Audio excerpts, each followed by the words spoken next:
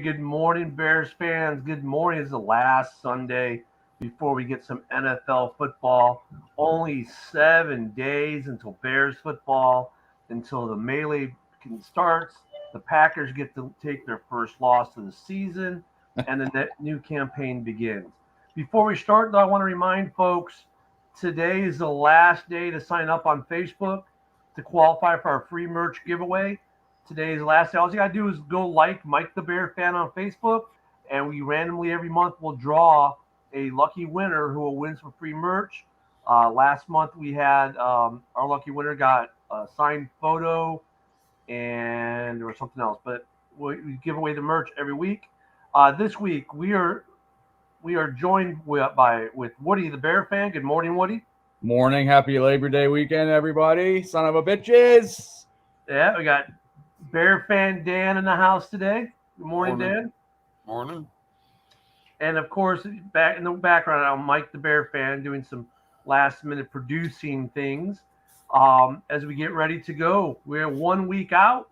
There it is, 1 week to kick off. We see this new look Bears team. Week one against the Packers, and of course, because we didn't go on last week, after the final preseason game, we've got the roster to talk about today. So I'm going to throw it up to start the show. We're going to look at the offense first. Here's the offensive roster that we're seeing so far. I mean, I think one of the bigger QB2, I think is one of the bigger ones. Let me go around the room here. I'll go to Dan first. Dan, what do you think of the QB2 situation there with the undrafted rookie out of a D2 school moving all the way up the depth chart to QB2? I'm happy. I like what I've seen out of him in the preseason. He looked good, and glad to see that we kept him. Yeah, Woody, that was a little bit of a surprise, I think, around the NFL that Bagent is QB2. I called it I said that after the first preseason game. I was like, the way PJ Walker played and Tyson Bagent played, I knew I called it. I said he'd be number 2. So I trust him. If something happens to Justin Fields, if he gets hurt this year and stuff like that, he can move the ball. He scored two rushing touchdowns. He did have a bad interception last week, but shit happens. But yeah, coming from a D2 school, Shepherd University, throwing 159 touchdown passes, he can move the ball, and obviously he can, throw to receivers and get some touchdowns. So I'm excited to see.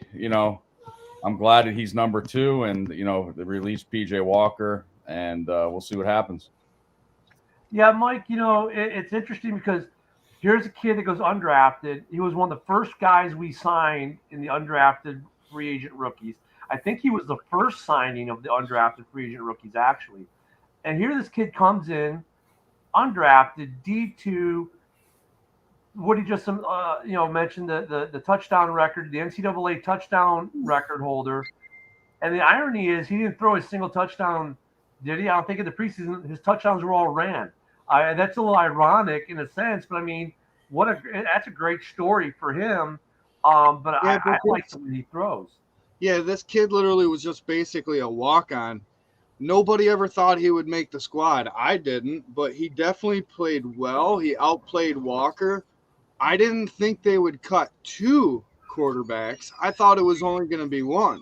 Yep. I personally thought it was going to be Peterman. I didn't think we were going to release Walker as well. When they did it, I liked it. You know what I mean? Because obviously Tyson outplayed him for sure. Yeah, the interesting thing for me on that is with the new QB rule. So Peterman's on.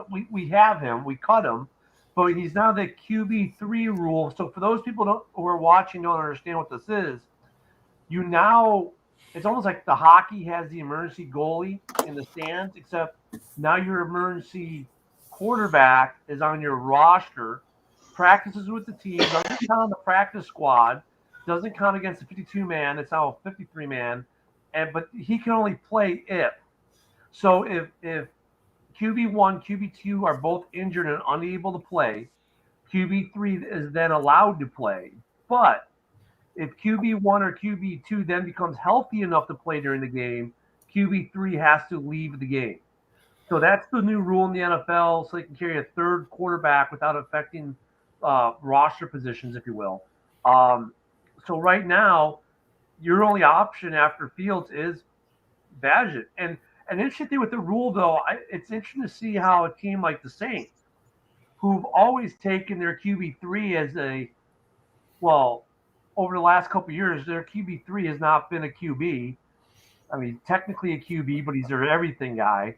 So I wonder how the Saints are going to address that, if they're just going to carry Tyson Hill as QB3 roster or QB3 new rule. But so there are some things that can be done, but that is the new rule the Bears are taking advantage of. So they can keep an extra field player. So we look at continue with the depth chart here. We go to the defensive side of the ball. Pretty happy with what we got there right now, I think. Now, this is where Woody's mad. Woody, I want to go to you. Fuck yourself, Ken. Your favorite Bear in history, Vildor, is gone. Listen, no. Everybody knows how I felt about Vildor. He got burned last year. He sucked. I'm glad he's gone. Hopefully the best for him. But the surprise cut on defense that I was surprised with was Terrell Lewis. He had 3 sacks in the preseason, and I thought he would definitely make the team after, getting in, because that was our major issue last year, was sacking the quarterback. Like I said, he had 3 sacks, and that was a surprise cut.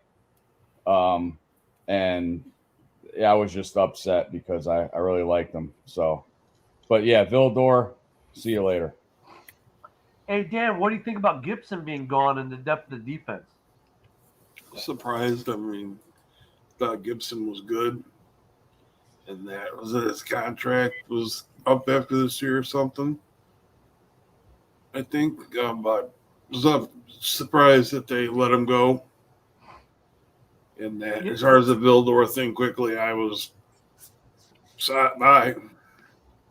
Yeah. To piggyback on Dan about Gibson, listen, he had a rough year last year. He had a good preseason the first game, but if you're going to ask for a trade, request a trade during preseason, and if I was a GM, I'd be saying, "See you later. I don't need you." So, yeah, and obviously, I think Tennessee picked him up. So I wish the well for him, but if you request a trade, you're stupid, especially in preseason. Yeah, Mike, I think we're starting to notice some trends with the way Foles conducts business. Like, you ask for a trade, he's pretty much just going to get rid of you. Yeah, I was personally shocked when I seen it when they cut him. That was my wow for us to be, like a cut player. But Woody hit it right on the nail. You asked during preseason, and that's a no-no. If you're not happy on the team, like you said, Poles is just going to be like, all right, go somewhere else. We'll even give you your most of your money. Here you go. Yeah, but on the Kindle thing, I was waiting for him, just like I was talking about Yannick all season, in the off season. It just took forever, but they finally pulled the trigger and did it, and I personally like it. Well, I think when we go, we'll bring back up the defensive depth chart here real quick. When you look at the back end there, at corner and safety, I mean, we're deep enough where we could, and a lot of guys, after at corners, after you get to Gordon, people are kind of going to be like, who? And after safety, people are going to be, after Brisker, people are like, who? But those guys all played well enough in the preseason where, you didn't see them getting burned. You didn't see them giving up big yards. It was like, you know what? We can get rid of Vildor, save some money. Not that Vildor was super expensive, but I mean, we're deep enough. And we can still get deeper if we want to, because there's some other good free agents out there that were cut by other teams. So I don't know if if we're done. I don't know if any of the teams are done yet, are solid. So I think you might still see some roster movement in the next 2 weeks. But really, Vildor was kind of like, hey, if you're not going to be much better than some of these other guys, like you're not, like Vildor was okay in a pinch over the last couple of years. but he was never a guy you'd want in for more than 2 plays consecutively because he'd get burned. But he was decent in a pinch. But I mean, these other guys that we've kept are obviously better than Bill Dorr in that regard. And I know that's why my name was Woody is Mad, because I know that was Woody's favorite player to listen, and now he has no one to complain about. Well, we got good depth at cornerback, I feel, because what Mike just said, and some of the other teams in the NFC North won't agree. Obviously, I think we have the best DB backfield in the NFC North. Total. For now, but if one injury away, that could damage it. Because if Brisker went down or something, I think that would damage the safety position for sure. I think we're a little stacked at cornerback because, like I said, I think Stevenson's going to start and Gordon's not going to start the game. He's going to be in a lot for sure, but I don't think he's actually going to start the game. I think. Well, if you look, bringing it back up, if you look at the starting, the top five between corner and safety, JJ, Stevenson, Gordon, Jackson, and Brisker. That's a pretty solid group of five right there. And actually, Elijah Hicks, I remember him showing some nice plays in the preseason. Yep. Jalen Jones, I remember seeing him on a couple nice plays in the preseason. So I mean, we're pretty deep there. The linebacking core, I'm happy with. It seems a lot more depth than last year. Roquan, and after Roquan, you were like, okay, now what? So the move we made with letting Roquan go and the signings, I think, has worked out for us. That was a little addition by subtraction. The depth is good. I think we're still going to see some change, which brings us to the big news right now is this.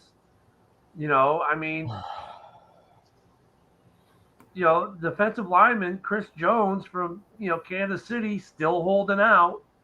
Now this guy's gonna be big money, but do we make an offer? Do we make a run at him, knowing that Bosa could be available maybe at some point, knowing that the free agent class next year might be really good, knowing that we've got 2 first-round draft picks and there's every year there's good defensive linemen in the draft.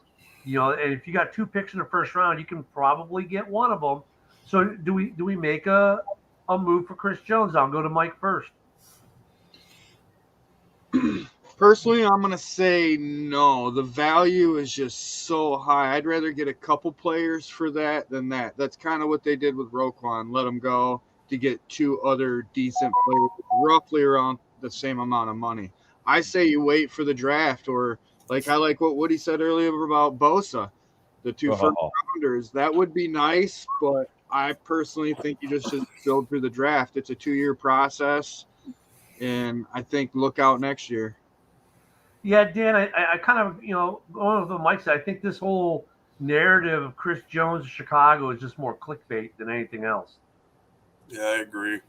I say no.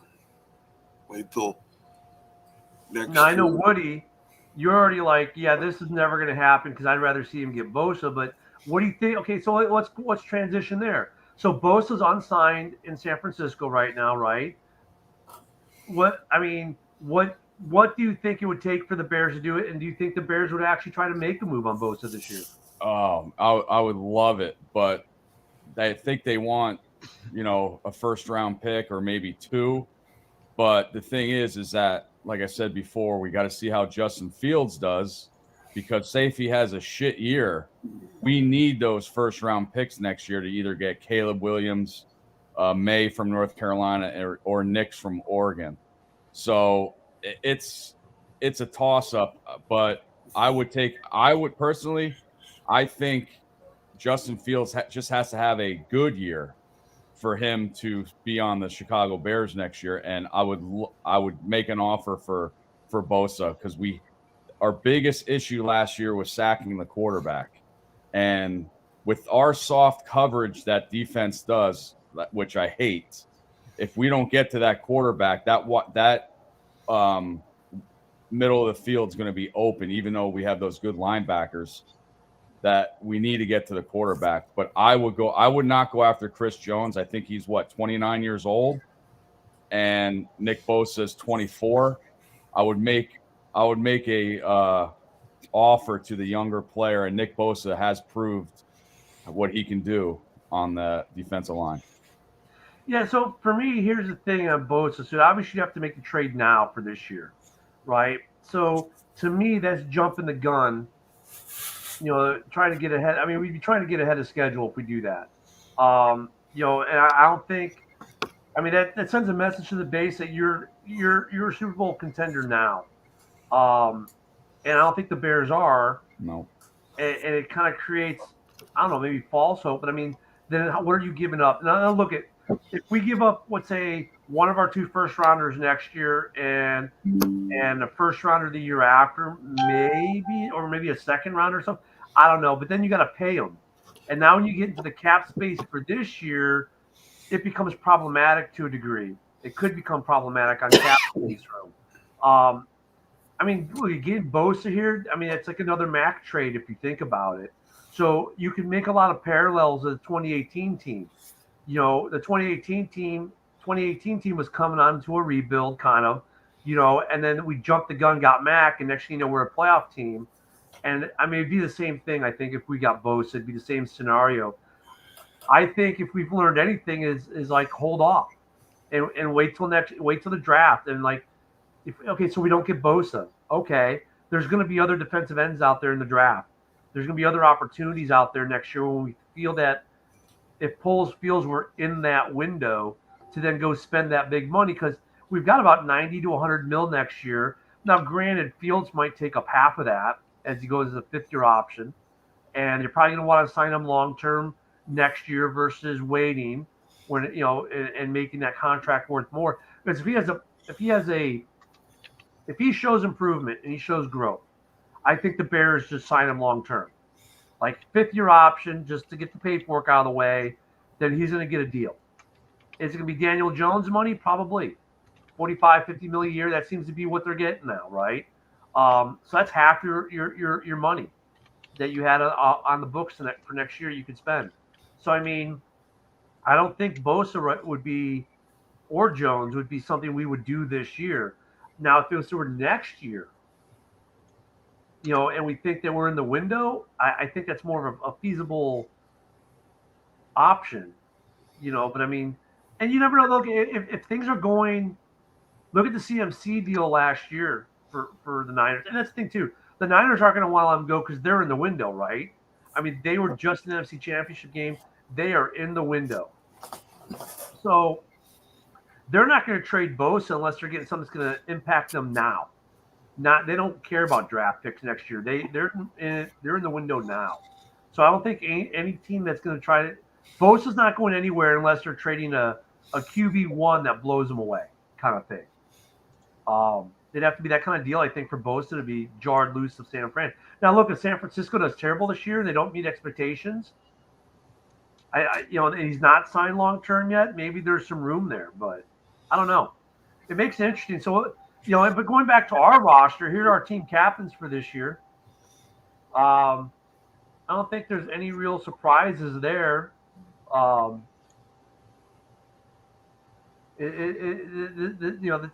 don't put as much stock into who's going to be getting the captains, but I mean, here are our captains this year: Edmonds, Moore, Fields, and Bojack. I mean, all of them experienced, all of them leaders on the field. I mean, anyone got an object? I don't know. Would anyone even have an objection to that crew of captains? When you say Eddie Jackson, yeah, yep. That's the only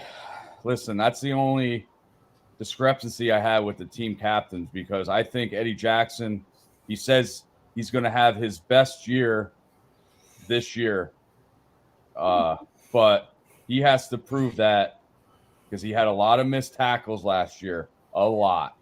So maybe this will put a fire in his ass that he's team captain, and maybe he's going to be a little bit more vocal in the locker room.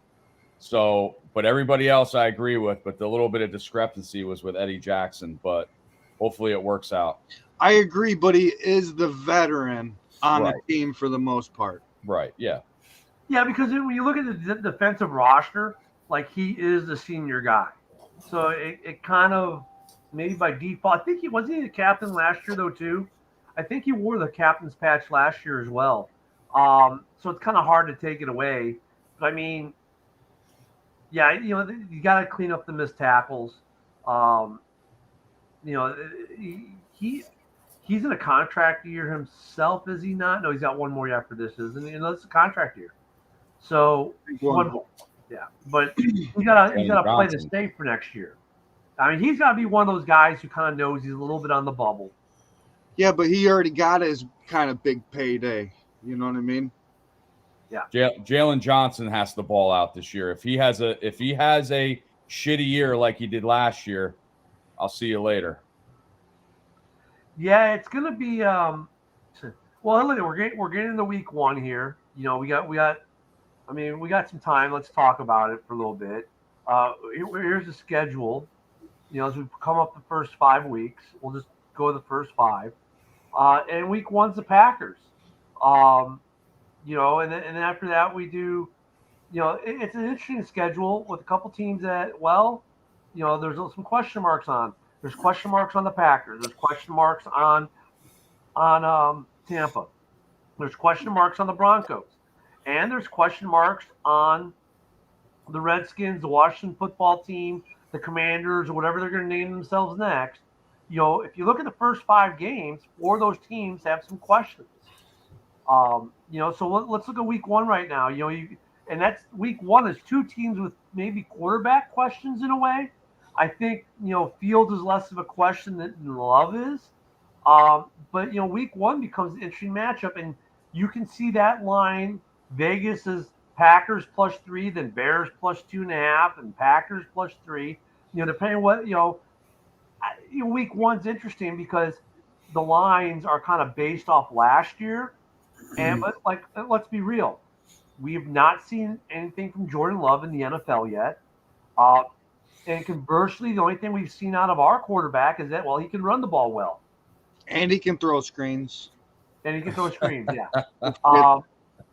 So week one's a big question week for the Packers and the Bears. From their college days, both guys we know can throw the ball, but they haven't necessarily done a lot of it or a lot of it well in the NFL. So week one, Mike, I'll go with you first. What are you looking for week one? Healthy offensive line, should I say? As I know it's hard to come by, especially with Jenkins. He's out the first 4 weeks, and we drafted him hurt. Now the question is that the next guy possibly gone off this team? He's been hurt half of his career. He's only played half the games. I get it and all, but at the same time, we got to move on sometimes. I think it's more pointed towards the offensive line than anything. We got the weapons. Yeah, Justin Field needs to improve down the field with the wide receivers, but I think that's fixed this year, but we'll see week one.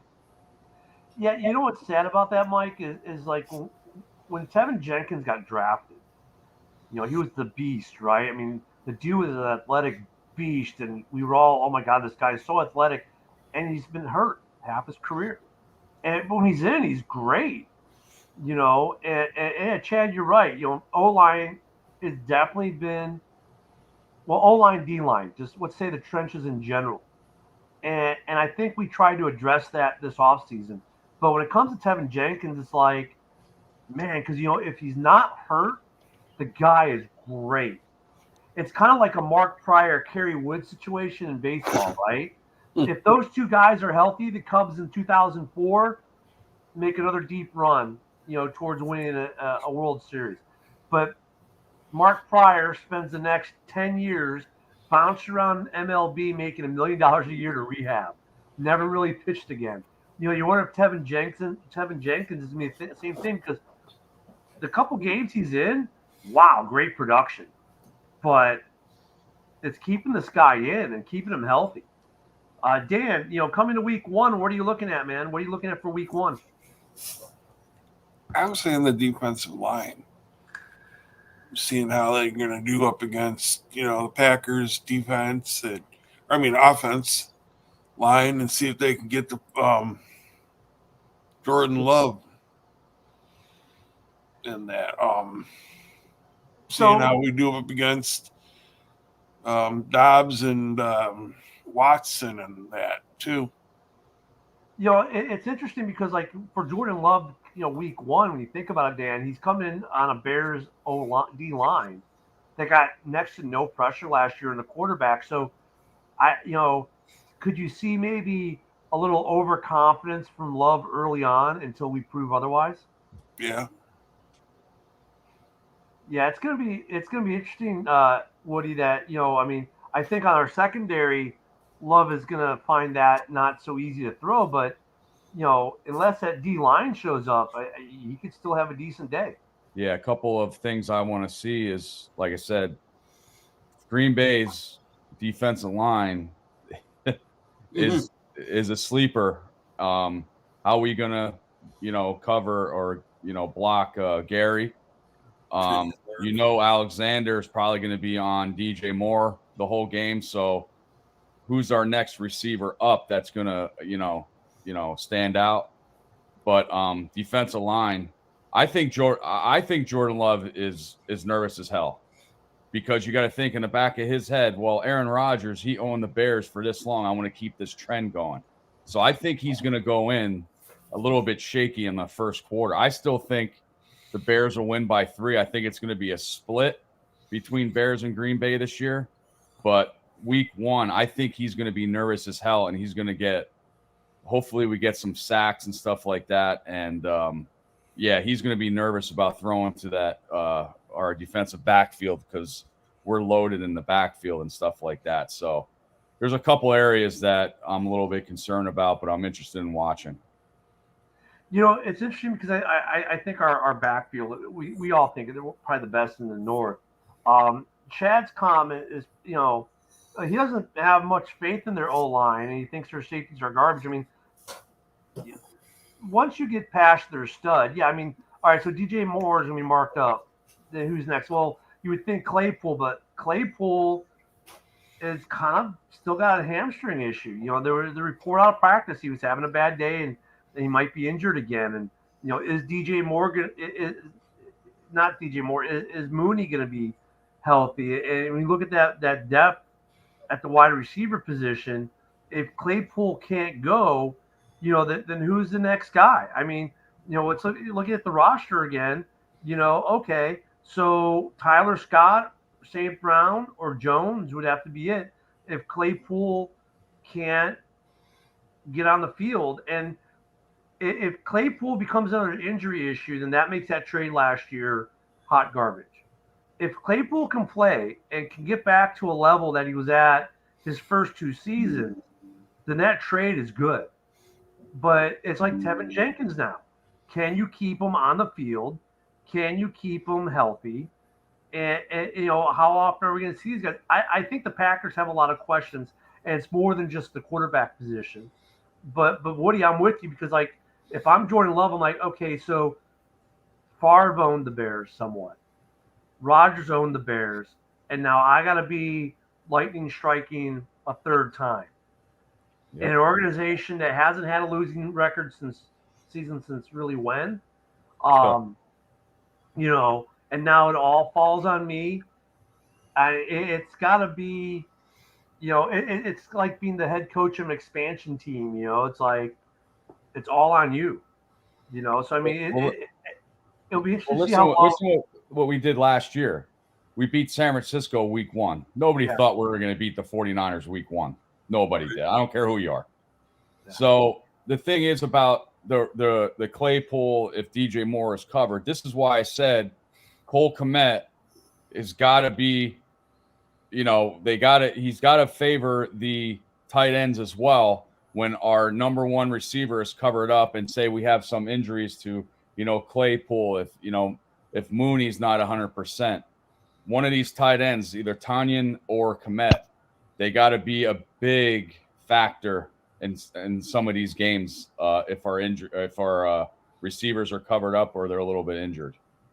Well, Dan, doesn't that? I mean, isn't that why? Though, if you look at this Bears team, though, isn't that why we have so many more offensive weapons now? Like, okay, you're gonna put your best guy on more or double team him.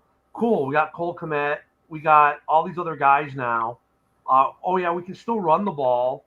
I mean, we're not one dimensional. It's not like back when we had Robinson and he was the only receiver, right? Right. I mean, aren't we set up better for that? Yeah. Oh, we have also don't we have Mercedes Lewis, or did we cut him? No, he's on. He's still on our team. Okay. Yeah. Third tight end. He's a better. He's more like a third down Right. blocker. I was about to say a blocker for Yeah. sure. So I mean, that's why we got St. Brown too. You know. Yeah. St. Brown's still a guy who's got so much potential. He hasn't unlocked it yet. It seems like you can see it there. He's got the body. He's got the route running's pretty good. He just hasn't put it all together like his brother has. And I don't want to call him a disappointment because he's not that yet because of where he is on the roster. But the kid still has some great potential. Well, hopefully, because he had a couple drops in preseason, hopefully he got it all out of his system. Yeah. Right. Well, talking about preseason, the last game they switched it out on the kickoff and punt. They switched the return man. I personally hope we see Scott because he's averaged 37 yards. I know we made a move for a special teams player, but Yep. I think Scott deserves an opportunity and a chance because he looked good so far on just a few that he's done. I'm glad that they signed these.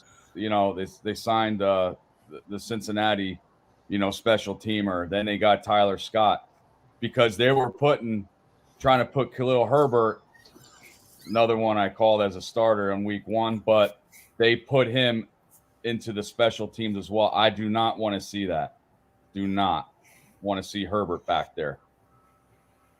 St. Brown working out with his brother in the offseason, you kind of expect that. It's a lot of brothers in the league these days, and they're all doing their little podcasts and shows together and working out together. So, with St. Brown, though, just you see it there. It's almost like he's got a mental block or something that he just has to get past. And, I think that's why the Bears signed him again, because they can see that it's there and they just got to figure it out. And they're not willing to give up on it because the potential is there. So week 1, we'll get into week 1 on Wednesday more. I think, I don't know, maybe we get some more roster moves this week, but we have a good solid week of practice. The NFL season starts Thursday, right? Mm-hmm. Who's playing Thursday night? Detroit, Chiefs and Kansas the Lions. And the Lions fans think they have an opportunity just because They do. Jones.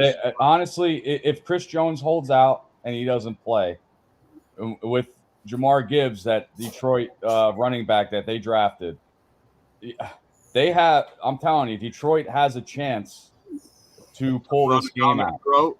Pull this game out. So it'll be interesting.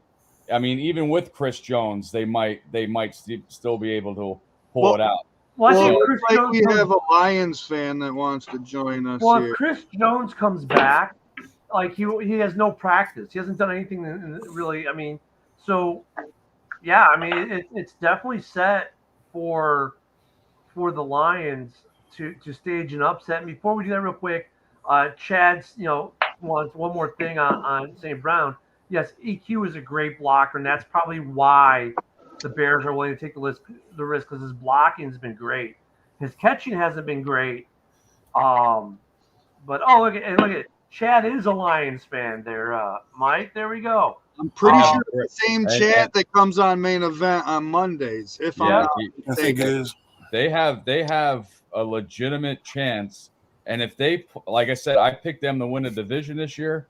Detroit, if they win this week 1 against Kansas City, and obviously I don't want it done because then Kansas City is going to be pissed off on week 2. Speaking of a Lions fan, let's see what he's got to say. We got Jake the Take here. Welcome to the show, buddy. How's it going, guys? How are you? Oh man, Lions. I think the Lions got a tall task come Thursday. They really do. But if Chris from my understanding, Chris Jones is out. Even if he's not going to play this week, so I'm just considering him gone. They're going to get a heavy dose of David Montgomery and Jahmyr Gibbs right up the gut. Without him there, who's there to stop him? The secondary in Kansas City is questionable. So if you establish that run game, Amon-Ra St. Brown is just going to light him up. I could easily see him get 9-10 catches that game. He's going to get. They have no one else at receiver right now. I mean, they do, but nobody on his level. The thing is, Patrick Mahomes reminds me of Tom Brady. They don't have to have anybody. He makes receivers better than what they are. And I called it too. I said Aiden Hutchinson's going to have the most sacks in the NFC North this year. If Aiden Hutchinson, if he gets to Patrick Mahomes, it's going to be a long day for Kansas City. I mean, that's the thing with KC is that offense. You still, even with a question mark now on the defense, like, is this going to become a shootout? And if it's a shootout, did Detroit's defense improve enough to win a shootout? Because the North, if you think about it, is set up to be a shoot-'em-up division. I mean, none of our defenses are top 5, right? I don't think any of our defenses are top 5, which is ironic because that's usually what the North is tough defense, run the ball type of teams. But now these teams are more aerial, high-power scoring, and the defense is not the emphasis this year, I don't think, for any of our teams. So, do the Lions have what it takes to win a shootout against Patrick Mahomes? And that's Goff versus Mahomes. Who's going to flinch first? Oh, I mean, it's gonna be Goff. I hate to say it. I mean, I like Goff. Obviously, I love Goff, but Mahomes doesn't flinch ever. I mean, no one thought he was going to win the Super Bowl last year without Tyreek Hill, and look what he did. Right. Tyreek Hill was just a peg in the cog. That's what he was in Kansas City. Like, as good as he is, that's all they don't need him to win a Super Bowl. The key is Andy Reid and Patrick Mahomes created the perfect storm in Kansas City. Yeah, that offense is still, Chris Jones not playing this week, doing the holdout thing. I don't think there's many teams out there who'd even try to make a trade for him right now, based off age and some other things. I mean, there might be one or two. Maybe if you're in the window and he is exactly what you need, it's not going to be Chicago. That's for sure, especially now that Bosa may become an option for a couple teams, right? But when you look at Kansas City, it's offense rules a day. And the thing is, like, can you slow Mahomes down? Can you slow that? Can you outscore him? And I don't know if Detroit can win a shootout. Yeah, I think exactly can. I think if it's a shootout, I think Kansas City wins this game. If it's a close game, I think Detroit pulls it out. Yeah, if this becomes a ground and pound game, I agree. They got to keep Kansas City below 30 points. Yeah, I've said that for almost every team that goes up against Kansas City. If you can keep them from scoring 30 points, you have a chance at winning that game. As soon as they hit 30, you're done. You lost. Just like last year, Kansas City and the Rams, they had a big shootout last year, and they had the best defensive player, Aaron Donald, and they couldn't win the shootout. So I don't. The thing is if you're the Lions, this is why you got David Montgomery. This is why you look at. We've all heard main event Mike and Russell go, oh, the best offensive line in the NFL. No one's going to touch Montgomery for the first 4 yards he has the ball. Well, great. This is why you signed the guy who broke more tackles last year than pretty much any other running back in the league. Because with that Bears O-line, and he was still averaging, 5 yards a carry, 6 yards a carry with a terrible Bears O-line. This is why you got Montgomery. It's for this game right here in week 1. When you have a Kansas City defense that's going to be weaker on the run, and he's the key to winning on Thursday for them. To be honest with you, that Detroit run game, it has to be on point. They have to control the clock to make sure Mahomes doesn't get a chance to put up 35 points or whatever. Yeah, with Montgomery, breaking the most tackles last year, he's not gonna have that this year because he has a great offensive line, and the first time he might get hit, might be the secondary hitting him. So he's gonna have a big year. I think he's gonna have like 1,200 yards and probably like 11, 12 touchdowns. I think for Detroit. I was really excited about the Montgomery signing. My opinion, he's a more athletic. He's a more athletic Jamal Williams. He brings more to. He's faster. He's a little bit stronger. He can catch. So it won't be so one dimensional with him in there. You can do more things than you could with Jamal Williams. And with him going back and forth with Gibbs, they're going to have a big running year this year. Oh yeah. Oh, for sure. And they're talking about using Gibbs all over the field, different places on the field and stuff like that you probably wouldn't have expected.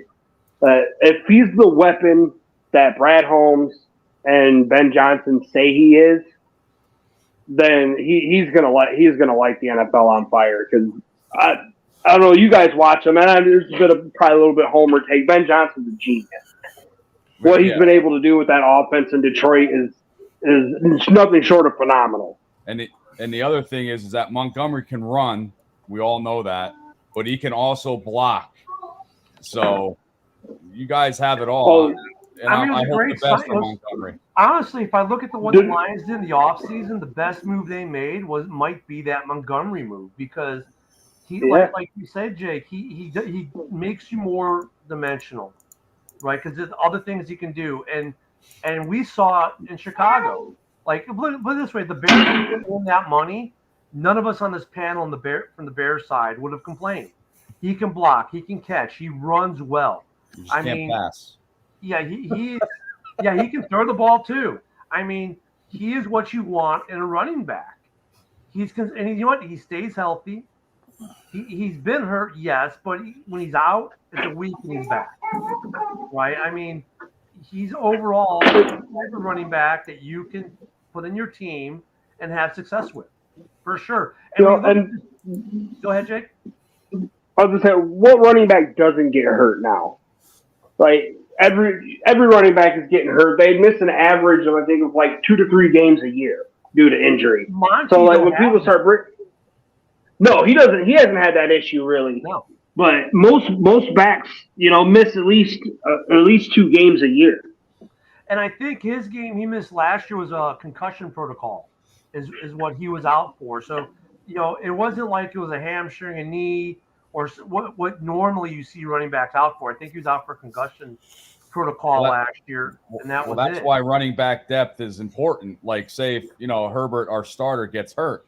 Well, that's why we signed Foreman and we drafted Roschon Johnson. So we just keep that going. If you don't have, like, for example, the Vikings, if Madison goes down, you know what I mean? So it's all over. So it's very important to have running back depth.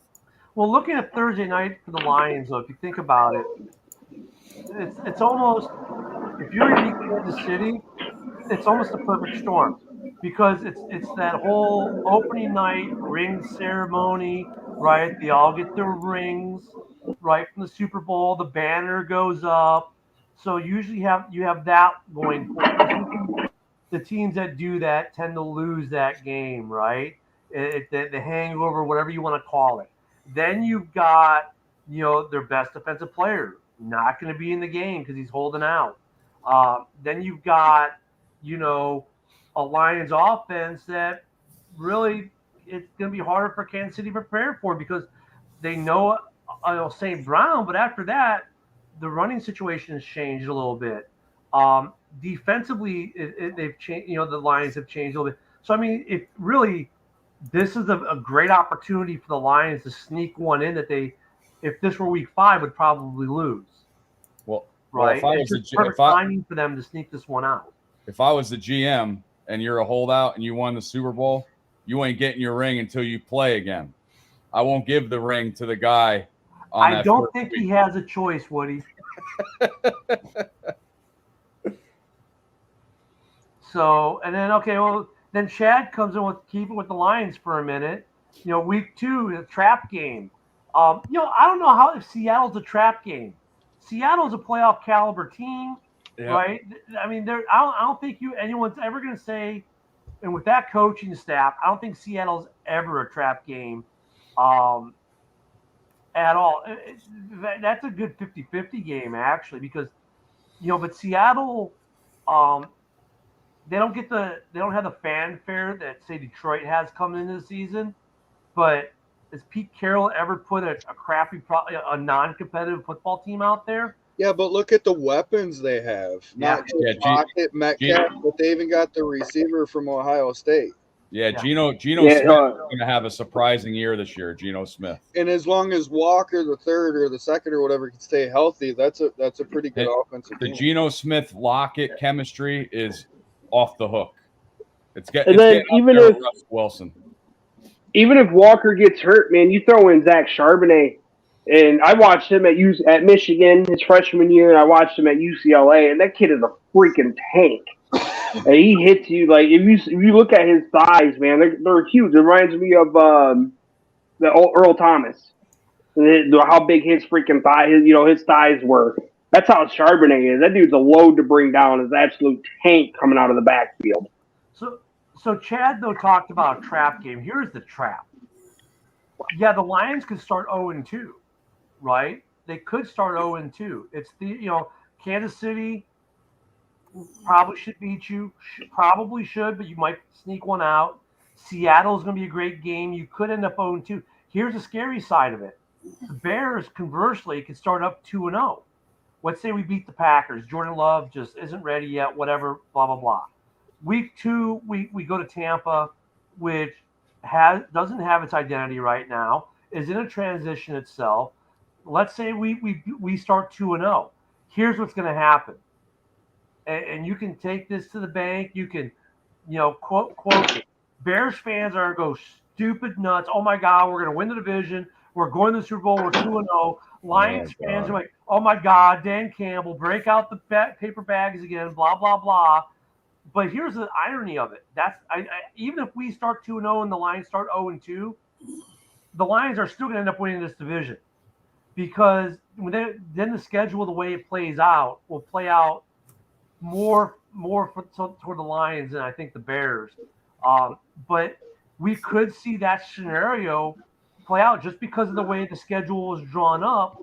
The Lions get 2 very tough games to start the season. The Bears get 2 teams that they can beat to start the season. It's interesting. I mean, I don't know. See you losing Chad in week 5 versus the Packers and starting 2-3. But I think by week 5 you're 3-2. If you bring up the Bears' first 5 games again, we'll quickly go over this. The Bears could be 4-1 at this point in theory. Right, I think Kansas City beats us, but Denver, who knows? Washington, who knows? Those could be some 50-50 games. I mean, Woody, scary thought to think that the Bears could start out 4-1. I mean, the fan base will go stupid, crazy nuts if we do. Yeah, I just hope we don't have a game against Washington like we did last year. Right. And you never know. I mean, Tampa, they're going to be down probably with Arizona this year with their records. I don't believe in Baker Mayfield, even though when he got drafted he was high hyped. I don't believe in Baker Mayfield at all. Like I said, Kansas City, I think they're going to have a field day with us, especially if our defensive line can't get in. To Mahomes, he's one of the best passers on the run, and you've seen him just look at one receiver and throw to another, which is amazing.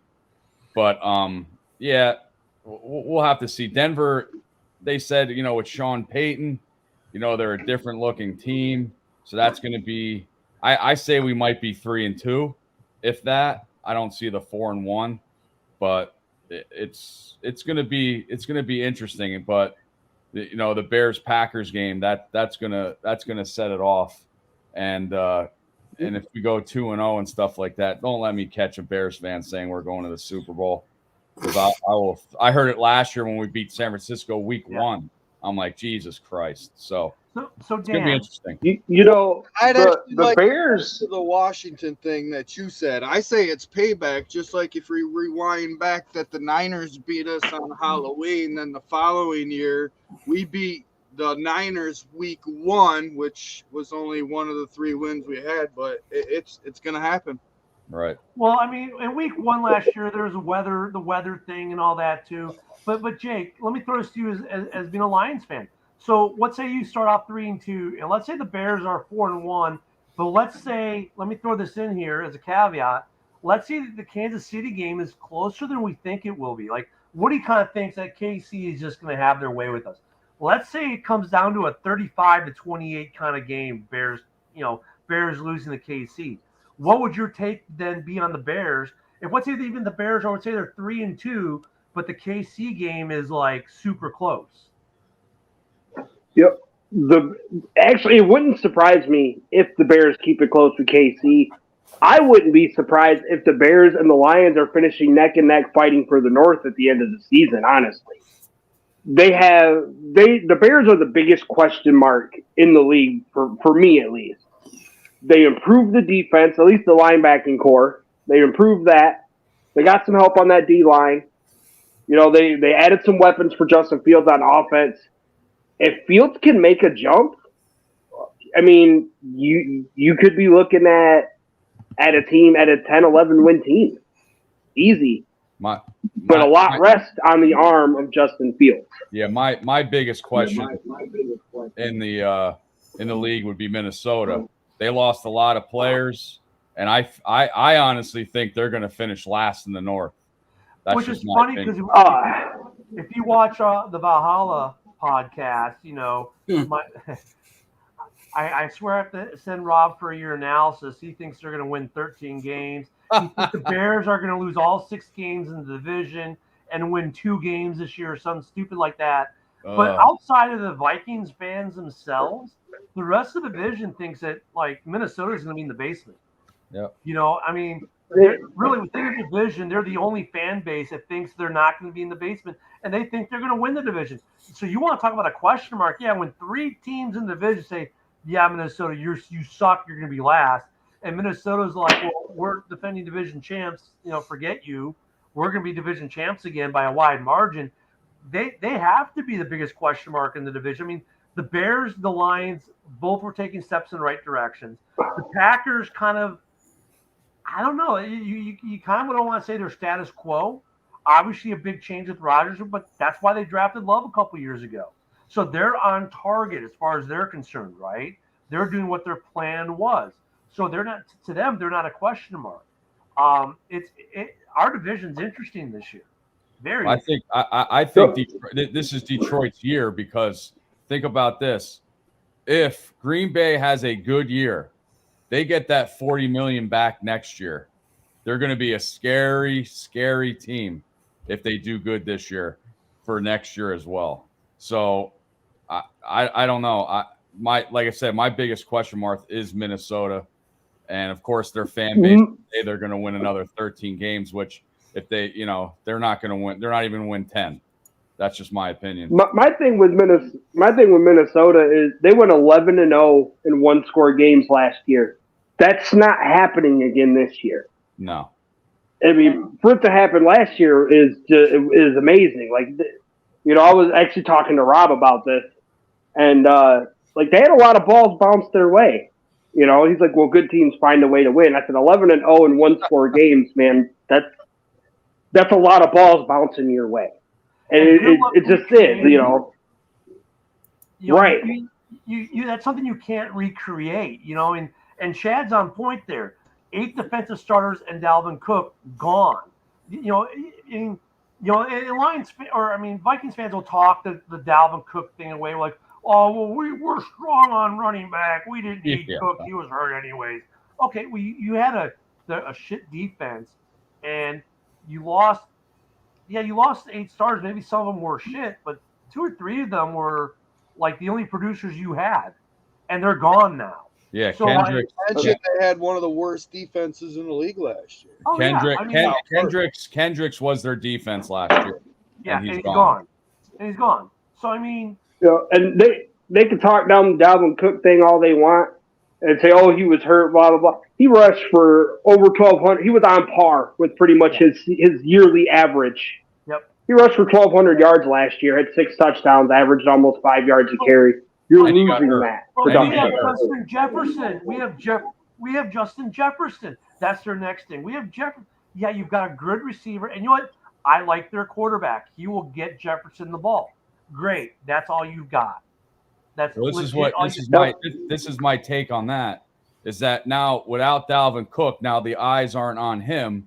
They might go out and double Justin Jefferson. Then you have to try to get the ball to Osborne, Hawkinson, Addison if he's not driving his Ferrari or Lamborghini. So, Drives it like that Lamborghini, he'll run right by you at 140. Yeah, no, I got my jersey. It says Vikings 140 in the back with Addison's name on it. But I think JJ is going to have a good year, but it's going to be a down year from the previous years. And you want to know what? This is coming from a Lions fan. You can have a quarterback and you can have that receiver. It don't mean shit. Right. I watched it for a decade. Right. So I mean, you can have the best receiver in the league. You can have the best quarterback wide receiver combo in the league. If that's all you have, you're not winning many games. Nope. No, and even with Minnesota is epitome of what we just talked about earlier. They are set up to play for shootouts. That offense will put up points. Their whole idea is to get you in a shootout, and they have enough faith in Kirk Cousins this year and Jefferson that they're going to put up the points because they put nothing on their defense. It's all offense with them. That's it. And I know I'm in the minority of this. I'm a Cousins fan. I have been for a long time. He actually went to high school not too far from where I live here in Michigan.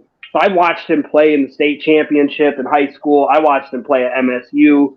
I've pretty much been watching this dude his whole football career.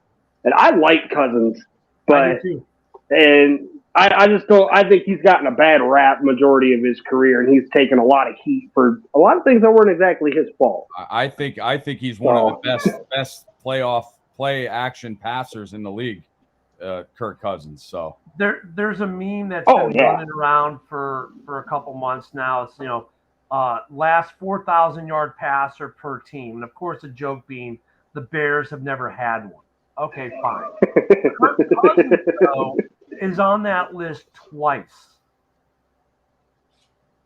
for two teams. He was the last 4,000 yard passer for Washington and obviously for Minnesota. Kirk Cousins, and I've said it, Woody's heard me say it so much, he already knows what I'm going to say. He's earned every penny of that contract in Minnesota. He's been worth every cent they paid him. And why they have not extended him, right, past this year is beyond me because – and I get it, though, to an extent because they're kind of like in cap hell. But honestly, if you're a team like San Francisco who's in the window, and let's say this year your failure is at quarterback position again, you're going to tell me that San Francisco, especially if they can re-sign Bosa, will not throw everything in the kitchen sink at Kirk Cousins to take them the rest of the way to the Super Bowl? If that becomes what would be necessary, Kirk Cousins is that kind of quarterback that if you're a team like if he was on San Francisco right now, you could just not pencil. If Kirk Cousins was a starting quarterback in San Francisco, you could say San Francisco is going to the Super Bowl right now, hands down. Well, Ken, my question to you is that they traded Trey Lance to Dallas, San Francisco, so they got Brock Purdy and they got Sam Darnold. If they have a shitty year, do you think they'll draft one of these quarterbacks coming out of the college, or do you think they're going to go after a veteran? Like honestly, what they did. You know what they did with Garoppolo and stuff. They kept him hanging around and stuff like that. They give him to the Raiders. stuff like honestly, that. So that's the question. if Cousins is available, right? If the season ends, Super Bowl happens, boom, free agency starts. If Kirk Cousins is available, and let's say that scenario plays out, I see the Niners going after Cousins. I would not be surprised if Kirk Cousins was in San Francisco next year if that becomes the case, and then I wouldn't be surprised if they are if the following year, it's go ahead and try to beat San Francisco year because Purdy. It's interesting that they got rid of Trey Lance with the trade and decided Purdy's going to be the guy. Tyler Mr. Irrelevant is now your QB1 in San Francisco. Think about that for a moment. Mm-hmm. Now, look, you can say they're geniuses for drafting Mr. Irrelevant, making him QB1 because he was that good. And Sam Darnold, I mean, he's never proven he can win anywhere he's gone. But you got rid of Trey Lance, who unfortunately has had the injury bug, and you got what, a third, fifth round pick somewhere around there for him. So I mean, you got nothing for the third overall pick in the draft, who really still has a high potential ceiling if he can stay healthy. Cousins offered to take a pay cut. So if I'm San Francisco, I'm gonna see where Purdy can take me. And if Purdy can get me there, great. But if not, and Cousins is available because Minnesota's too stupid to sign him or re-sign him, I'm going to take him. And could you see the current Niners roster with Kirk Cousins? That's pretty dangerous. Yeah, they're San Francisco's living off their defense as well. I mean, I don't think Brock Purdy's the answer. I mean, even though they got Ayuk and George Kittle, that San Francisco is basing their season off defense. They're thinking in the back of their head like the Bears used to do. Defense wins championships, not these days. So Jake, let me throw this over to you. Do you think then Purdy is the new Rex Grossman in the San Francisco lexicon of thinking? Yeah. I mean, he played good last year. I don't know if he's going to keep that starting role.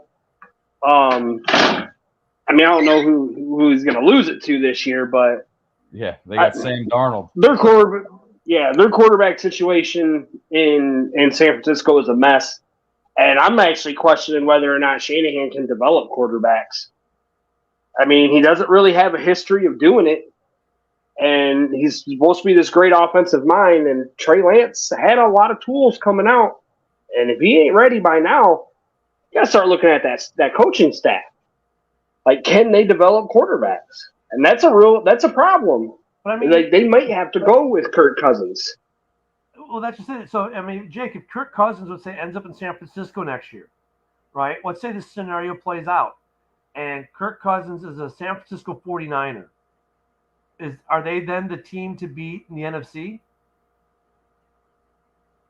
Sure. I think so, yeah. With the weapons and the defense, they got to be. If they can get to the NFC Championship with these, either Brock Purdy or Sam Darnold, you know what I mean? I'm thinking it's defense. But if they add Kirk Cousins or a great average quarterback, they're going to get into that Super Bowl. There's one more game, and that's if they get Kirk Cousins, I'd be scared of San Francisco in the NFC. I'm gonna go big screen. You have to. I want Vikings fans to hear this. Enjoy your last year of being even semi-relevant or in the conversation in the NFC North. Because once you screw it all up, and we know you will, and you let Kirk Cousins walk next year, you're going to be in the basement for about 4 or 5 years. And congrats, you've got Justin Jefferson, and he's going to demand a trade, and he's going to want out of that shithole that is Minnesota football, because your GM has screwed everything up in that place with their all-in mentality last year. It has set you back 4 to 5 years, and you're going to lose your quarterback. You're going to end up losing the best, probably one of the best receivers in the league, because your GM did not know how to manage your team.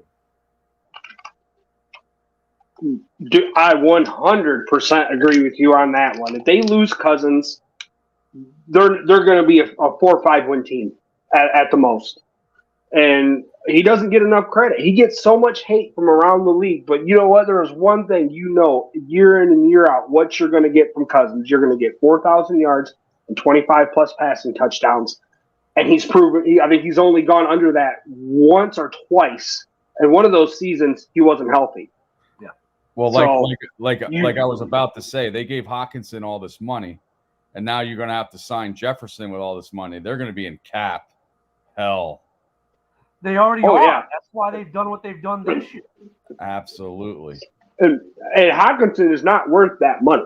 No. And I will die on this hill. No. Yes, he can catch. He can run decent routes. He's got good hands. He's one of the better receiving tight ends in the league. But one thing that irritates me, and always people seem to forget, there's another part to play in tight end, is blocking. Yep. He can't block to save his damn life. And people like to talk, well, they talk about Kelsey and Kittle. Those guys are top 5 blocking out of tight ends in the league. So, I mean, Mark Andrews, he can block.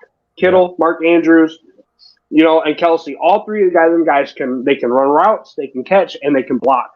Well, speaking of tight ends, people need to start learning the name Cole Kmet. Yep. We know Kmet can block. Towards the end of the year last year, you finally started to see him and Fields connect. The Bears signed to the extension. Learn that name. I think that's the next tight end. If Fields takes the jump this year, Kmet's going to be a big piece of that. Man, Kmet annoys the shit out of me because he always does good against Detroit. I've known his name for a couple of years now, and I'm like, first time I heard it, I'm like, who the hell is this guy? They catch another pass and another pass. I'm like, well, fuck him. Well, it wasn't saying much. He was our number 1 receiver last year, and I'm thinking that's probably why he got the extension. But you know how it goes. You know how it goes in the NFL. When you get paid, you seem to lax off. Just remember when Randy Moss got paid by Minnesota. You know what he said, right? I'm going to play when I want to play. So hopefully Kmet fulfills his obligation to this team after he gets paid. And that's one thing about that. It's hard about coaching in the NFL. I can't remember what NFL coach, or it might have been Campbell. He said once these guys are already paid. They got money. You have to find another way to motivate them. Right. He goes, because money isn't it. He goes, especially with the guarantees now. That was the one thing the NFL did have. The no guarantees, the threat of, oh, you think you just signed for $20 million this year? Well, if I cut you, you don't get a penny of it. That's gone because now these guys get so much of it guaranteed. Right. You got to find the external motivator, and it's hard enough for Kmet. Look at his parents live a mile and a half from the park from Arlington Racetrack, right? Which will be the new stadium. He's a hometown kid. I think Kmet's one of those guys. The motivation piece is a little bit less than as far as having to worry about that. He's a hometown kid who basically, when they build a new stadium, can walk to work, right? Kind of like we see with the Cubs guys. Like a lot of these Cubs players live in Wrigleyville, and they can walk to the ballpark. I mean, Cole Kmet's in that situation. I think Kmet's one guy I don't worry about. His work ethic has been there. But yeah, I mean, you look at Minnesota, they've got $25 million in tight ends, right? That's what Chad was saying. I mean, they're a hot mess cap wise. And Hawkinson, I remember Lions fans, you guys were like, thank you for doing this. You were happy to get take him from us. Dude, our offense took another step when he left because he didn't I like Hawkinson and everything, but he commanded a lot. He wanted the ball all the time, but dude, but when you watch him run routes, he started kind of slacking off a lot towards the end of his routes and stuff like that in Detroit. And yeah, maybe the losing kind of took a toll. But you got a whole new regime in there, man, that's changing up so much. Well, Just Yeah, he could have went with it and been good. Like I said, I think Detroit is the best all-around team in the NFC North right now. Every aspect of their defensive line, backfield. Well, you guys signing Gardner, that was fucking big. And Yeah, that was a huge signing. He led the league last year in interceptions, even though he played for a shitty team, those cocksucking Eagles. But anyway, back to the tight ends for the Bears. All this Cole Kmet. Bears fans remember Robert Tonyan used to kill us when he played for Green Bay. So I'm hoping he has a fire in his ass next week when we play Green Bay as well. Hopefully he gets a touchdown. I don't know about that that's going to happen, but if he has a touchdown, I'll be happy for him. Well, you know what's funny about Tonyan? Yeah. He's another Chicago kid, another hometown kid. Really? Yep. That right there has got to give you motivation to want to just be the best that you can be. Playing for your hometown team like that. I mean, come on, that's every kid's dream. Every especially being from Chicago. I know how passionate all you guys are about every sport. From football, basketball, all of it. Chicago got kids, man. They're just passionate about it. So he's got to just be loving this time playing for the Bears. And for Tonyan, he's got some. I don't want to say he's got some explaining to do, but he's got some making up to do for all them years in Green Bay.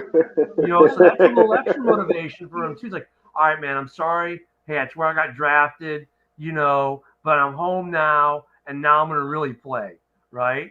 So, I mean, that's a little extra motivation. He got some explaining to do for them things he did in Green Bay. So, how do you guys feel about how do you say your guys' coach's name? Eberflus? Eberflus. Yeah, however you say his name. How do you guys feel about him as a head coach? Well, like I said before, I believe that coordinators should say coordinators. Just like, for example, we had one of the best defensive coaches in Vic Fangio. And as soon as he went to Denver, he took a shit. Ken's buddy, Matt Nagy, and I was his favorite Bears coach of all time. That's what he said. And, everybody knows what he did with us. He sucked. Then he's going back to Kansas City as the offensive coordinator. And look what happens in the Super Bowl. So I'm not sold on Eberflus yet. We'll see how he develops Justin Fields this year. And ask me at the end of the year about that, and I'll let you know. This is what, his third year in Chicago? This will be his third year there? No, what, Eberflus? Second year? Yeah, or his second year. Yeah. Second year? Yeah. Head coaches have to come from somewhere. Most of them had to be coordinators. Let me correct him. Nagy is not my all-time favorite. And that's payback for that's the payback for your Vildor shit. And he wasn't the offensive coordinator last year for Kansas City. He was only the quarterback's coach. He's now been promoted again. But look, I mean, we've seen a couple guys go from coordinator to be really, really good head coaches, right? And then you get like what's his name, Daniels. He ruined Denver when he left New England. Then he goes back to New England. Now he's with the Raiders, and he ruined the Raiders last year. I mean, coordinators, Mike Martz, never should have been a head coach ever. He really wasn't. He was a great offensive coordinator for certain types of things. Some of these guys are, Lovie Smith, great defensive coordinator, should never have been a head coach. Even when he was in Chicago, his best offense was ranked 15th, and that was in 2006. He went to the Super Bowl. He was a terrible head coach overall. Defensively, yeah, great. But the guy had no acumen for the offensive side of the ball. The Bears got the 06 Super Bowl on the strength of the defense because he could not look at the Super Bowl. The Super Bowl the Bears lost to Indy is the exact reason why Lovie Smith was a terrible head coach. Right? Yeah. He abandoned the run game. The second Jones got hurt for the last 2.5, 3 quarters of the game. You didn't see a single run. Some of these coordinators, hey, and welcome Russell Wayne to the show. Some of these coordinators, you like that? They get it. They become phenomenal head coaches. Eberflus, you know, you got to give the guy you got to give these guys 3 to 5 years to see if they're really good head coaches. Do I like what I've seen so far? Yes, I like to see the progression he's taken, the direction he's taken the team. Is he a good? Am I happy with him as a head coach? Ask me at the end of this season, and then we've got 2 good full seasons of work. Because look, at year 1, it's usually hard because, like in his case, install the whole brand new defense, install the whole brand. Everything was brand new. Personnel wasn't there yet because it was a GM coach deal. I got it. I'll bring him. So this year, you're going to start to see more of what Eberflus is about. And Russell, I'll throw it to you next. What do you think? I just jumped on, so we're talking about Eberflus is a head coach. All right. I mean, we haven't really seen enough. I mean, if you really just want to go off the 3 wins, I mean, I guess it's not good so far. But yeah, he's just got to kind of prove that he can do something with all this talent.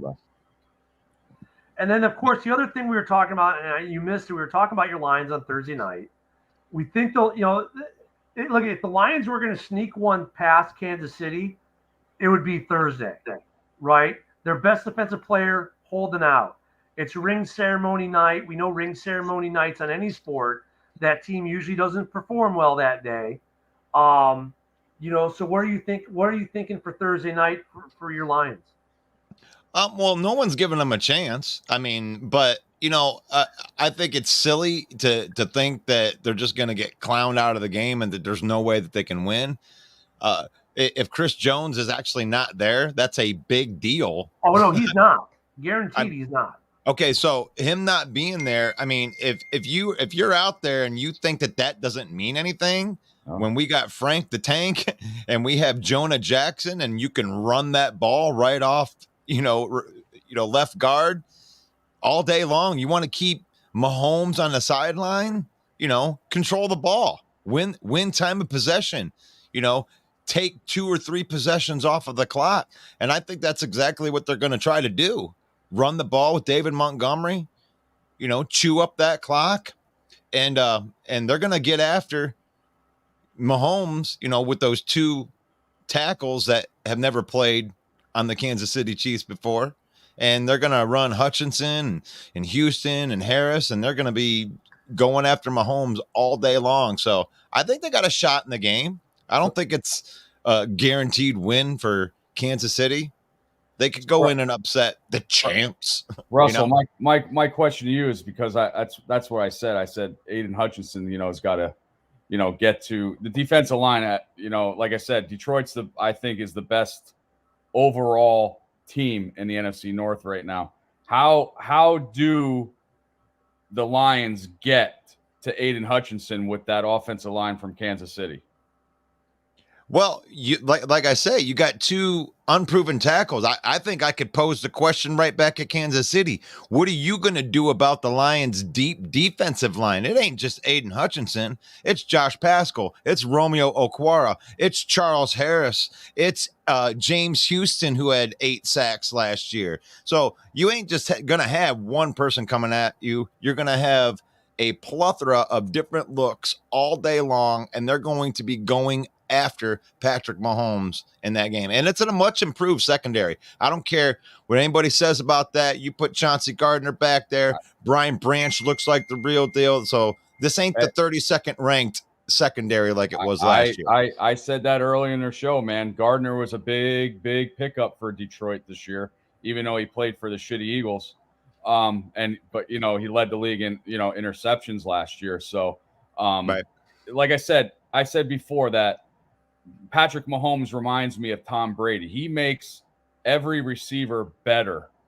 And they was undefeated on opening days. Well, I have no leg to stand on. I mean, they have to shock the world, right? Like if they're going to pull off an upset, they have to do something nobody else has done. Well, I mean, that's what I was saying. I think if they're going to do it, though, the stage is set. Like, honestly, because you look at the factors, your best defensive player is out. Even if he signs tomorrow, he's not playing Thursday. Right. You're on ring night, which historically ring night is bad for the teams receiving their rings. Ring banner night, usually, teams perform not as well, especially early in the game. Like that first quarter, really, if the Lions can put up, let's say, a 2-score lead in the first quarter, let's say they can do that, then that bodes really well because by the second, third, fourth quarter, the KC gets out of that euphoria funk that most Right. teams get in on ring night. So, I mean, if there was ever an option, that's why I led it this way. If there was ever a scenario, this is it. Like, this is Right. your best chance to go in the KC and get one. And here's the thing is I'm not going to be like other Lion fans that are out there right here, because I'm going to draw my line in the sand right here. Last year, when we got on Thanksgiving and everybody didn't give us a chance against Buffalo, they went out and they played real hard, right? And we got to go in after the game was over and be like, yeah, you know what? Those Lions, they might look like a real team, man. They did really, really good against a really good team. That ain't flying this time, guys. There is expectation for this team. And if you want to be 9-7, go ahead and lose this game close. Go ahead. And that way everybody can give you a pat on the back. Yay, Lions. Wow, you tried so hard. We like them. No, if you want to be a team that is considered to be dangerous once you get to the playoffs to win playoff games and possibly win the NFC, you have to win the big games on the road. I'm not giving them a pass this time. I'm going to be hard on them if they don't get this done. You want to be 9-7, or do you want to be a championship contender? I just hope Detroit doesn't end up like the Bears last year, is that when we went out week 1 and beat San Francisco and then won only 2 more games, and I heard Bears fans, oh, my God, we weren't supposed to win this game. We're going to the playoffs. And I said, it's one game. Week 1 is like preseason to me. Yeah. So hopefully it doesn't end up Chad like that. said it earlier. They could end up, the Lions could end up week 2. He called week 2 a trap game. I don't think it's a trap game. I think everyone knows Seattle is a good football team. And they beat us last year, so we're looking for redemption on that game too. That ain't. But you can look at a scenario like he's thinking. Well, the Lions could be 2-3, 3-2 after 5 weeks. The Bears could be 4-1 or 3-2 after 5 weeks. I mean, with the flip side is going to be said for the Bears. Like Bears fans will be going, if this is the scenario, let's say both teams are 3-2. Lions fans are going to be pissed off because they're only 3-2 when they feel they should probably be 4-1. Bears fans like, oh my God, we are like way above expectations. We're going to the deep in the playoffs. But the first 5 games of the season, let's face it, the first 2 to 3 weeks, the teams you don't really know what you got yet. You still get a little bit of the preseason-ish feel, especially right. Week 1. And the Bears get a tougher middle. The Lions get an easier middle because of the way the Lions got 2 tough games out the gate. I love our schedule. I mean, except for the first 2 games. Yeah, I mean, so even let's say after week 2, if the Bears are 2-0, the Lions are 0-2, fan bases need to check themselves because the Bears aren't winning 13 games this year. The Lions aren't losing 9 games this year, and I think. But we don't know that though. Like that's the thing is like I'm more than willing. I'm pretty stout when it comes to the way I feel about the teams in this division. And I may have to eat a double crow burger with cheese come week 3. I understand that. And I'm good with that, man. I'll put my take out there. I put it out there. I think that you guys have lost too much to win in week 1. And that's fine. I understand your fan base is pumped up, but I think Green Bay's defense is too much. That defensive line is going to be too much, especially for the shuffling that's been going on the offensive line. I mean, the Lions could go in easily and lose week 1. They could get punked out week 1 by the Kansas City Chiefs. It's Patrick freaking Mahomes. Acknowledge me. He's the tribal chief. I mean, Roman Reigns, bitch. But you got my new drop right there. But Russell, you gotta be psyched though, because Detroit ended up going 8-2, the ass end of the schedule last year, and I learned over the years too that the hottest team going in to the playoffs usually gets further. So you guys got to be psyched, finishing 8-2, and hopefully you guys start up again. And like I said, Detroit, easily best team all around in the North. They're going to win that division, no problem. I'm so excited about it, and the best thing about it is, there are a lot of Lions fans out there that are drinking all that Kool-Aid and buying into the hype and the thing. But the beautiful thing is Dan Campbell and these Lions, they ain't buying into the hype. Those guys are out there to be like, dude, we don't even know what the playoffs feel like yet. We didn't go to the playoffs. We ain't going to act like we won some stuff. Yeah. Playoffs? Lions didn't go to the playoffs last year. I would love to see them play in a playoff game. And I want to see them get there. We got to see it first. Yes, let's see it. Well, the Lions really have had a new theme song since 1991, and hopefully this is the last year they hear it.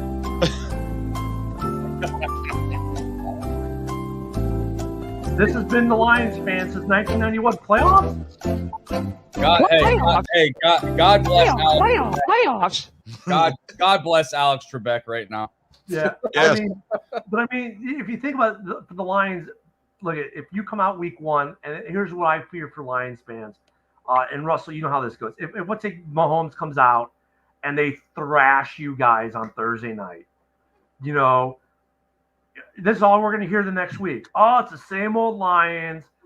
Breakout, Mike, look at main event. Mike will have to wear his brown paper bag all season again. Hey, and it's okay. We're used to that. I mean, I'm used to having to come out and eat the bad crow, and be like, okay, they're on Los Angeles. Yeah, whatever. Yeah, throw it out. Here we go. My question, Russell, is, like I said, Detroit has, I think, a great chance to win Thursday night. But since you're so hyped up about this overall team and all your signings, draft picks and stuff, if they lose to Detroit by a pretty significant amount on Thursday, how would you feel? Like you would say, oh, this is a good team, we're going on to week 2? Or are you just going to be totally sad and pissed off about that? If we get beat down? Yeah. If we get beat down, I'll feel bad because I think our team and defensively is built to be in games. Like they're built to last in games. They're built to be there in the fourth quarter at the very least. Like I think that average teams are going to crumble underneath of the pressure that we're going to bring. And I think that really, really good teams are going to be in dogfights against us. And I think that it's going to be a dogfight. Either that, I mean, I don't want to sound like a homer right here, but I think it's either going to be a dogfight or we're going to beat the shit out of them. Because they're either going to be, they're not going to be, if they're not bringing their A game. I know that Dan Campbell's got this team ready, and he's got, and this team is so sick of hearing same old Lions. You think we're sick of hearing it? These badass dudes that are on our defensive and offensive line are sick of hearing it too. And they're willing to take it out on the teams that they're going to play this year. And you're going to see it. Well, I think the fans are a little bit more hyped than these coaches and players because even though they lose, they're still getting paid, and they don't care about how we feel. But like I said, I think the Bears, and you think differently. I think Jordan Love's going to come out nervous because of our defensive backfield is stacked. Brisker, Gordon, hopefully Eddie Jackson's there. Right. Tyreek Stevenson, the rookie. And I think we're going to split against Green Bay. I don't see us beating Green Bay in Green Bay the last game of the year. I think, and everybody knows what I'm going to say, the score is going to be and who's going to win the game for us next week, week 1. Hey, I tell you what, if you guys can go in and they come into Soldier Field or what they call Lambeau South, and they come in there and you guys win, and you guys end that streak in there, I mean, I'll like that. I will like that because I'll like giving it the Bill the Packer fan in their high horse team, thinking that they're just they were anointed. Okay, you just get another Jordan Love, the next one. Like I don't know. Well, that's what I said. I said Jordan Love is nervous because you got to think Aaron Rodgers. Everybody knows that he owned the Chicago Bears. In the back of his Jordan Love's head, he's thinking, I want to keep this trend going. But then he's going to look at that defensive backfield, and hopefully our defensive linemen, the ones that we got in the draft, Yannick's there, and stuff like that. And I'm thinking that he's going to be not even average. I think he's going to be, you got to get him there though first, Woody. Right. And I'll pose this back to you, Ken, too. Is like you went from Aaron Rodgers ownership. You got to be careful not to go straight from Aaron Rodgers ownership to Aaron Jones ownership. So you need to stop the run. If your defensive line ain't stopping those guys, it don't matter. Jordan Love can turn around and hand the ball off to Aaron Jones, and Justin Fields has still got to play that defense. Well, here's the thing. I think Woody's got a point there on Jordan Love, because coming into this is the worst week 1 matchup to start his tenure, his era in Green Bay. You think so? Because look at, you've got Favre, you got Favre and you've got Rodgers before him in this history, and here you go, week 1, probably going to be the game of the week, nationally televised, Bears Packers rivalry. Yeah, you've got Jones. That's your safety valve. But the Bears did things to shore up the run defense with the linebacking core that they signed. Yannick isn't great on the run, but the linebacking core, so we improved on that. That's a lot of pressure on Jordan Love. We've seen this guy start one game in Kansas City and lose. We haven't seen much of it. There's a lot of pressure from not just the fan base, but the history of that franchise. This is the worst. Like, if I'm Jordan Love, I'm like, week 1, give me the Lions. Give me Minnesota. Don't give me Chicago in Soldier Field to start the season. Here's the thing with Jordan. I think that he could be nervous, but you got to make him nervous first. Right now, he ain't nervous. If you guys can prove that you can stop Aaron Jones, because right now he's got a little Aaron Jones and I got this run game security blanket, and they're going to lean on that. They're going to run the football until you stop them from running the football, and they're going to work through play action. I think they should do that against you. And okay, and here's why, Russell, because I think spoiler alert. No, this is what's going to happen. Russell, I don't disagree with you on the run game, but the thing is, they're not going to go the run game first. He is going to want to pass the ball to show everyone that he is the next Messiah of Green Bay, if you will, and he's going to come out throwing. They're not going to come out running. And he's my quarterback. And he's going to come out throwing. And I think I don't know. LaFleur's different. LaFleur runs he's been so upset that Aaron Rodgers is taking over his team. I don't think it matters what Love wants. Love may want to throw the ball all over the field to start it out, but they're going to be like, don't throw the ball. And you're going to need to hand the ball off to Aaron Jones. I'm kind of with Russell. I think they're going to pound the ball. I mean, hit them where they're weak, and our defensive line is where we're weak. And to piggyback what Russell said about Jordan Love's got to come out and throw, I'm thinking that's what Justin Fields got to do too, because all the news, the rumors and stuff like that he can't throw the ball. He's going to come out, throwing as well, and hopefully he's successful. And like I said, if DJ Moore, Alexander's going to be on him all day. So either Claypool, Mooney, or, Kmet. Kmet's got to get open. And like I said, Robert Tonyan used to kill us at Green Bay. So he has a fire. He has a fire in his ass to go up against his old team. Moore, first pass of the game is a more little, quick throw, and Moore does what he does, yards after the catch. Let's say Moore has a week 1 preseason type of catch to start the game against the Packers. That sets a table. You're not going to tell me let's say the Bears can't come out in the first series, and he can connect, and Fields connects to Moore for a touchdown early. That Love and the Packers are not going to want to come out and say, okay, well, you know what? We can do that too. And that's what's going to start that. Now, both quarterbacks kind of have to throw to prove that they are the guy for their teams.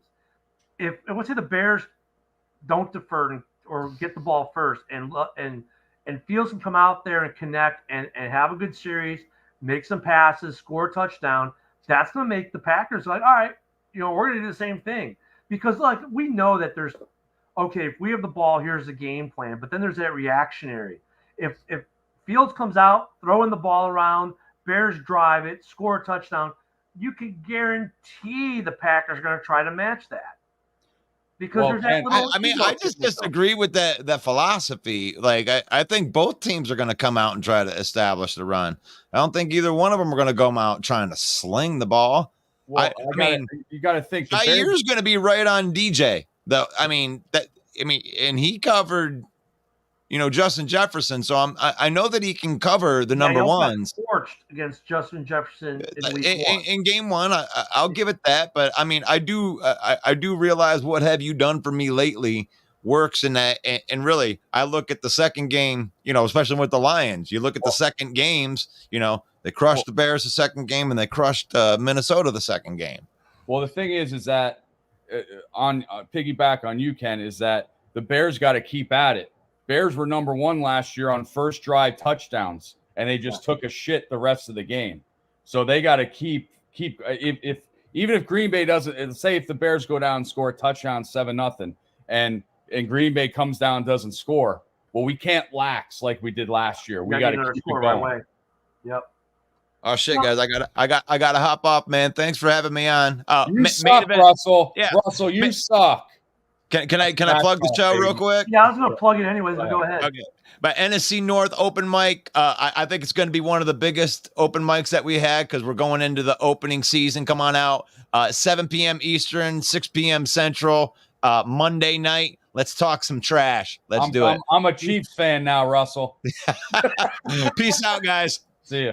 And we're on a 97 minutes here, so we're going to kind of close us out for the night. Don't forget, like Russell just said, tomorrow night, Monday night, open mic, NFC North. Labor Day That's gonna be a fun edition. show. We're going to be back here Wednesday at our normal time, 7:30 Central. There we go. And then every Sunday at 11:30 Central, because some of us have to pick up kids from high school football practices at 6 p.m. Central and don't Should live be in the all Eastern Eastern time anyway. Standard Time that these weird Detroit wackos live. So 7:30 Central for us normal people, 8:30 if you're on the East Coast on Wednesday night. That'll be our next show. And then Sunday, we'll do our pregame at 11:30. And then we'll have the Bears game on after. And that's going to be our schedule going forward.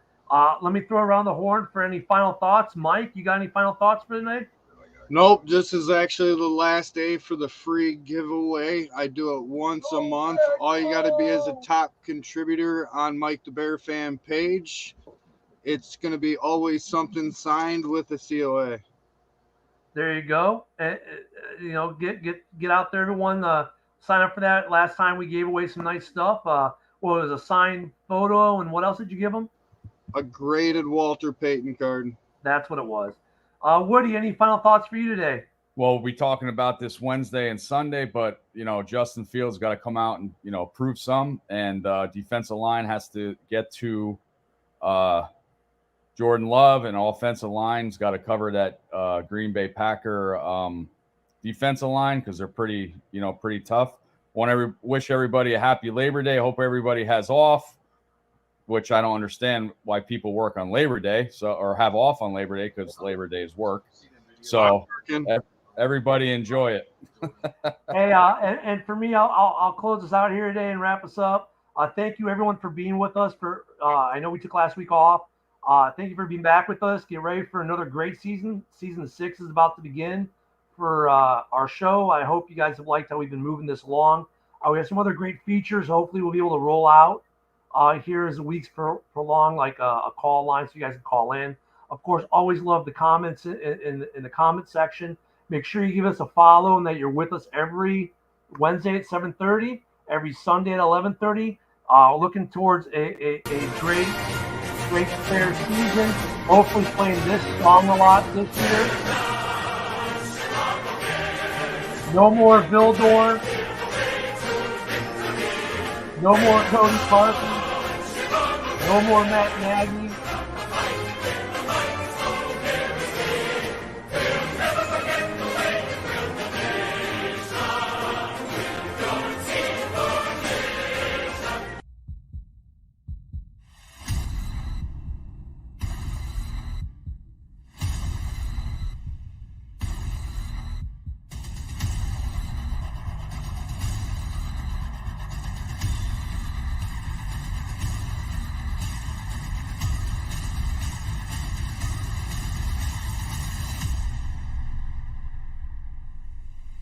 was able to read the defense. He was able to call like little small audibles. His throwing is much improved over the season. I'm over here in the south side of Chicago, 35th and Damon, doing my veterans tailgate today, baby. This is all about the veterans. Defensive line's got to get better. We got a good tight end. That's all you got to do is play to the kid's strength. Bears 24-21. Offense looked good. Glad for everybody to make it. Bear down, and hopefully I'll see every